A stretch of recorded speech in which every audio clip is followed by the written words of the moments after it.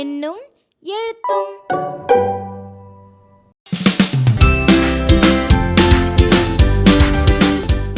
செய்து மகிழ்வேன் 5. அருமநிலை மாணவர்கள் ரூபாய் 20 வரை உள்ள பண மதிப்புகளுக்கான சில்லறைகளை அறிந்து பயன்படுத்தும் செயல்பாட்டினை நினைவு கூர்ந்து பயிற்சி நூல் பயிற்சிகளை மேற்கொள்வாங்க. மொட்டநிலை மாணவர்கள் பணம் தொடர்பான வாழ்வியல் கணக்குகளுக்கு கூட்டல் மற்றும் கழித்தலை பயன்படுத்தி தீர்வு காணும் செயல்பாடுகளை நினைவு கூர்ந்து பாடநூல் மற்றும் பயிற்சி நூல் பயிற்சிகளை மேற்கொள்வாங்க.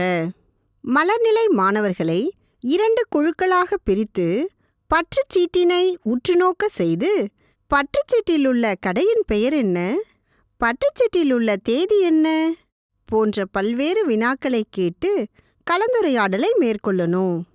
பிறகு மாணவர்களிடம் உணவகத்தின் விலைப்பட்டியலை காட்டி அதை கரும்பலகையில் எழுதணும்.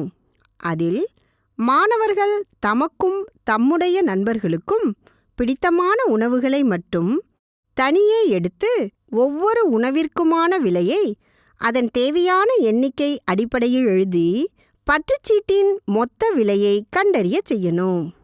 பிறகு ஒவ்வொருவரும் தாங்கள் தயாரித்த பற்றுச்சீட்டுகளை தனது நண்பர்களுடன் பகிர்ந்து கொண்டு அதன் விவரங்களை கூற செய்யணும். செயல்பாட்டோட இறுதியில் பெற்றோரின் உதவியுடன் மாணவர்கள் தங்கள் வீட்டில் ஒரு வாரத்திற்கு தேவையான மளிகை பொருள்கள், காய்கறிகள் ஆகியவற்றை வாங்குவதற்கான பற்றுச்சீட்டுகளை தயார் செய்யும் வகையில் செயல் திட்டமானது கொடுக்கப்பட்டிருக்கு.